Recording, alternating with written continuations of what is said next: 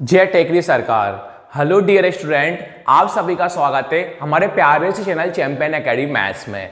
Dear student, आज की video में हम पढ़ते हैं डे 51 का पार्ट सेकंड सीखेंगे और नया अध्याय हमारा स्टार्ट हो रहा है 10वां वाला अध्याय।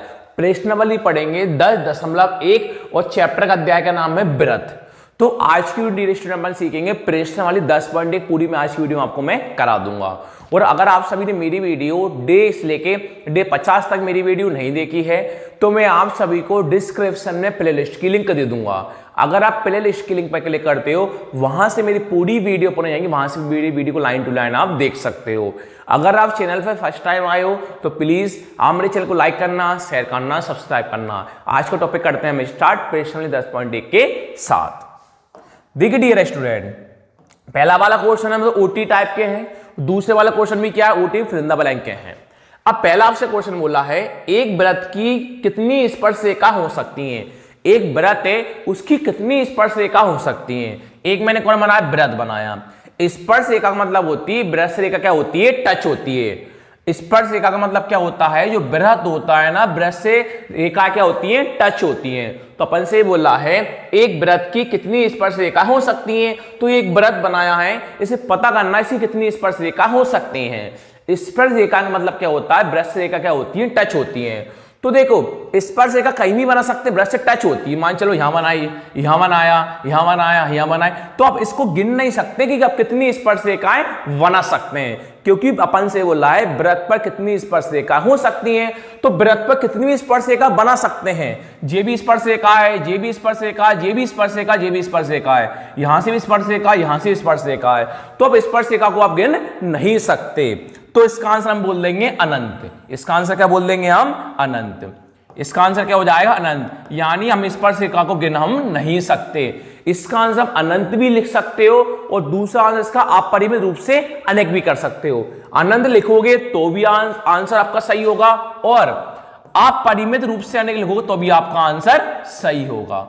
आप परिमित रूप से अनेक, तो ये भी आपका आंसर क्या होगा, सही होगा।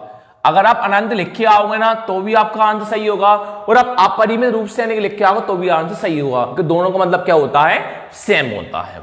अब आते हैं रिक्त स्थानों की पूर्ति कीजिए। पहला क्वेश्चन आपसे बोला है किसी व्रत की स्पर्श रेखा बिंदुओं पर प्रतिच्छेद करती हैं। तो बताना है किसी व्रत की स्पर्श रेखा होती है, कितने बिंदु स्पर्श करती हैं। कितने बिंदु करती है, वो एक बिंदु पर स्पर्श करती है। तो इसका आंसर कौन हो जाएगा, एक हो जाएगा। अगला बोला है व्रत को दो बिंदुओं पर प्रतिच्छेद करने वाली रेखा को क्या कहते हैं, छेदक रेखा कहते हैं। दो बिंदु को स्पर्श करती है, तो दो बिंदु प्रतिच्छेद करती है। जो दो बिंदु होती हैं, प्रतिच्छेद मतलब क्या, रेखा काटती है। दो बिंदु को प्रतिच्छेद करने वाली रेखा को कौन कहते हैं, हम छेदक रेखा कहते हैं। कौन कहते हैं, छेदक रेखा। तो इसका आंसर कौन हो जाएगा, छेदक रेखा। इसका आंसर कौन हो जाएगा, छेदक रेखा कहते हैं। अगला बोला है एक व्रत की समांतर स्पर्श रेखा हो सकती है। एक व्रत की समांतर कितनी हो सकती है, केवल दो हो सकती हैं। एक व्रत की कितनी हो सकती है, समांतर दो हो सकती हैं। क्यों, एक अपन ने व्रत बनाया, एक यहां समांतर होगी, एक यहां समांतर होगी, तो कितनी रेखा खींची अपन ने, दो रेखा खींची। तो नॉर्मल जानते हो समांतर कितने होते हैं, दो ही होते हैं। अगला बोला है व्रत तथा उसकी स्पर्श रेखा के उपनिष्ठ बिंदु को क्या कहते हैं, व्रत तथा उसकी स्पर्श रेखा के उपनिष्ठ बिंदु को क्या कहते हैं, स्पर्श बिंदु कहते हैं। क्या कहते हैं, स्पर्श बिंदु कहते हैं। तो इस पर का अपन ने डियर स्टूडेंट पहला क्वेश्चन भी ओटी लाइक सीखा, दूसरा क्वेश्चन रिक्त स्थान अपन ने ये सीखा। तो को पहला वाले भी याद करना है, दूसरे वाले भी आपको याद करना है। अब डियर स्टूडेंट तीसरे क्वेश्चन में क्या आपको तीन ऑप्शन दिखाई दे रहे होंगे। प्रश्न होगा इसके तीन ऑप्शन दिखाई दे रहे होंगे, तो चार ऑप्शन दिखाई दे रहे होंगे। पेपर में जरूर नहीं है कि आपको चार ऑप्शन आए, पेपर में आपके ऑप्शन काट के आपको इतना प्रश्न भी आ सकता है 3 नंबर में।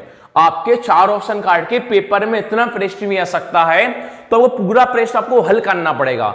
अगर चार ऑप्शन आते हैं तो ओटी में आपको कोई दिक्कत ही नहीं, एक वर्ड में आंसर लिखना है, चार में जो भी आपका आंसर आता है। अगर 3 नंबर प्रश्न आता है, चार ऑप्शन नहीं आते, तो आपको प्रश्न को सिस्टमेटिक आपको करना पड़ेगा। तो पूरे सिस्टमेटिक आपको मैं कराऊंगा। अब मन में कल्पना करो कि चार ऑप्शन नहीं आ रहे हैं, तो पूरा प्रश्न आगे आपको मैं हल कराऊंगा। देखो अब ध्यान से देखना प्रश्न अपन कैसे करेंगे। आपसे देखो, जब प्रश्न जब भी ऐसे जाते हैं, संख्या वाले आ जाते हैं, तो उसमें चित्र बनता है, बिना चित्र के आप हल प्रश्न को नहीं कर सकते पाइथागोरस प्रमेय के द्वारा। देखिए आपसे बोला है 5 सेंटीमीटर त्रिज्या वाले एक वृत्त के बिंदु है, एक वृत्त है 5 सेंटीमीटर त्रिज्या किसकी, वृत्त की।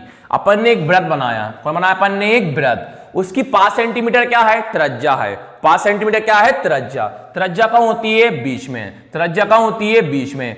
कितनी सेंटीमीटर है, 5 सेंटीमीटर त्रिज्या बनाई। ये अपन ने कौन बनाई, त्रिज्या कितनी है, 5 सेंटीमीटर है। बिंदु P पर स्पर्श रेखा PQ है, बिंदु P पर स्पर्श रेखा PQ है। अभी सिखाया था मैंने, स्पर्श रेखा मतलब क्या होती है, वृत्त रेखा क्या होती है, टच होती है। तो बिंदु P पर स्पर्श रेखा है, तो हमने क्या करा जी, बिंदु P से लेके Q तक क्या बना, स्पर्श रेखा बनाया। हमने बिंदु क्या करा, P से Q तक कौन बनाया, स्पर्श रेखा बनाया। क्योंकि हमने नीचे ही लाइन क्यों खींची, क्योंकि हमें समकोण त्रिभुज बनाना है। जब आप समकोण त्रिभुज बनाओगे, जब भी प्रश्न को आप हल कर पाओगे। तो अपने बोला 5 सेंटीमीटर त्रिज्या वाले एक वृत्त है, तो एक वृत्त बनाया, 5 सेंटीमीटर की क्या है, त्रिज्या है। बिंदु P पर स्पर्श रेखा PQ है, बिंदु P से लेके Q तक क्या है, एक स्पर्श रेखा है। केंद्र O से जाने वाली, केंद्र का होता है बीच में, क्या नाम दिया इसको अपन ने, O। क्या नाम दिया इसको अपन ने, O नाम दिया। O से जाने वाली एक रेखा से बिंदु Q पर इस प्रकार मिलती है। जो O से जाने वाली रेखा है, बिंदु Q पर इस प्रकार मिलती है। O से जाने वाली रेखा किस पर मिलती है, Q पर मिलती है। O से जाने वाली रेखा किस पर मिलती है, Q पर मिलती है। आगे बोला OQ कितना है, 12 सेंटीमीटर है। OQ कितना है, 12 सेंटीमीटर है। तो O से लेके Q कितना है, 12 सेंटीमीटर है। आगे बोला PQ की लंबाई है, क्या करना है, PQ की लंबाई, क्या करना है, PQ की लंबाई, इसको मान लेंगे x सेंटीमीटर।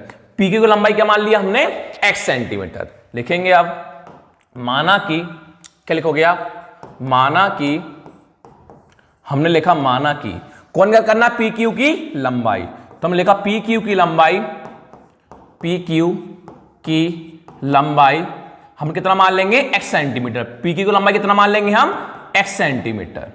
आगे आपसे वृत्त की त्रिज्या कितनी है, 5 सेंटीमीटर। वृत्त की त्रिज्या कितनी है, 5 सेंटीमीटर। लिखो वृत्त की त्रिज्या, वृत्त की त्रिज्या, वृत्त की त्रिज्या OP कितनी है, 5 सेंटीमीटर।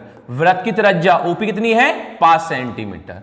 और O से लेके Q कितना था अपने पास, 12 सेंटीमीटर। OQ कितना था अपने पास, 12 सेंटीमीटर। तो लिखेंगे अब समकोण त्रिभुज, क्या लिखोगे आप, समकोण त्रिभुज। त्रिभुज का नाम, समकोण त्रिभुज का नाम क्या है, जी 90 का होता है, जानते हो 90 का बना लो। समकोण त्रिभुज का नाम क्या है, OPQ। समकोण त्रिभुज का नाम क्या है, OPQ। समकोण त्रिभुज OPQ में तो सूत्र क्या लगाओ, पाइथागोरस प्रमेय के द्वारा। तो पाइथागोरस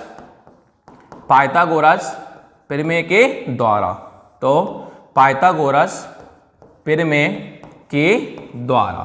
तो अब जानते हो पाइथागोरस प्रमेय का सूत्र क्या होता है, कर्ण का वर्ग बराबर लंब का वर्ग प्लस आधार का वर्ग।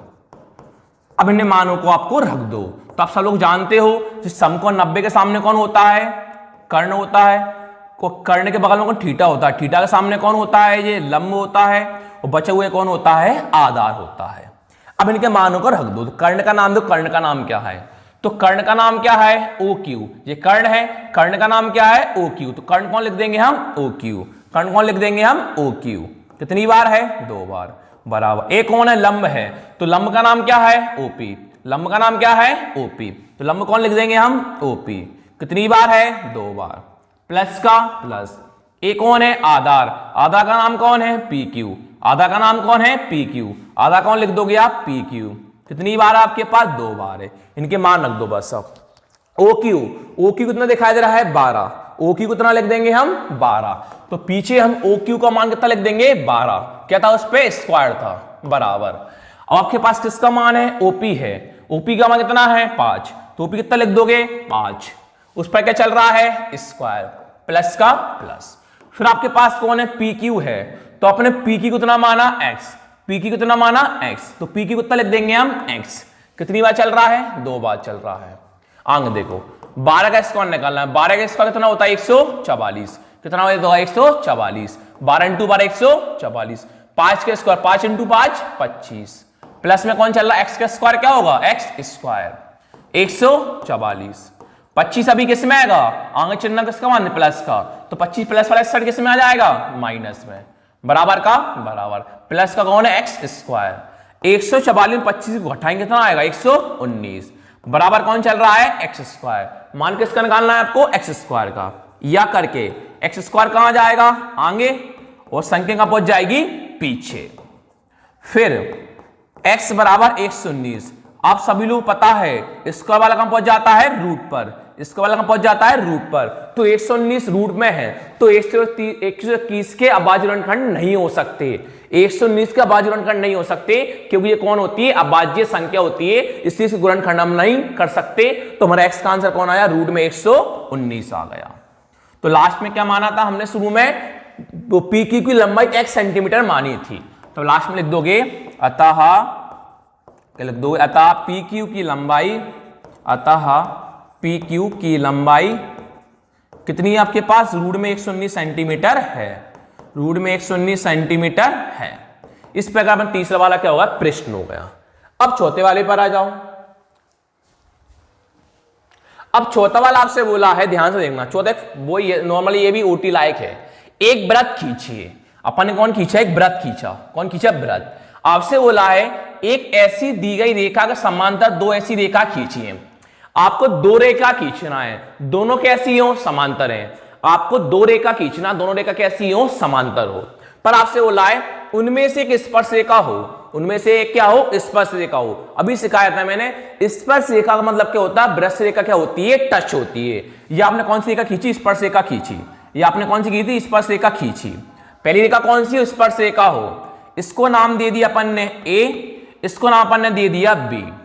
फिर आगे बोला दूसरी तथा दूसरी छेदक रेखा हो, दूसरी क्या हो छेदक रेखा हो, इसको बना दो बीच में, इसको क्या बना दो बीच में, इसको नाम दे दो सी, इसको नाम दे दो डी। दूसरी क्या हो गई छेदक रेखा हो गई और दोनों रेखा आपस में कैसी हो गई समांतर भी हो गई। सिंपल सी बात थी, वृत्त खींचना था वृत्त खींचा, रेखा समांतर होनी चाहिए। पहली स्पर्श रेखा हो, पहली स्पर्श रेखा बनाई, दूसरी छेदक रेखा बोली, छेदक रेखा बीच में बनाई, दोनों रेखा आपस में कैसी हो गई समांतर हो गई। इस प्रकार से अपनी 10.1 क्या हो गई खत्म हो गई है। नेक्स्ट वीडियो पर सीखेंगे 10.2। Thank you.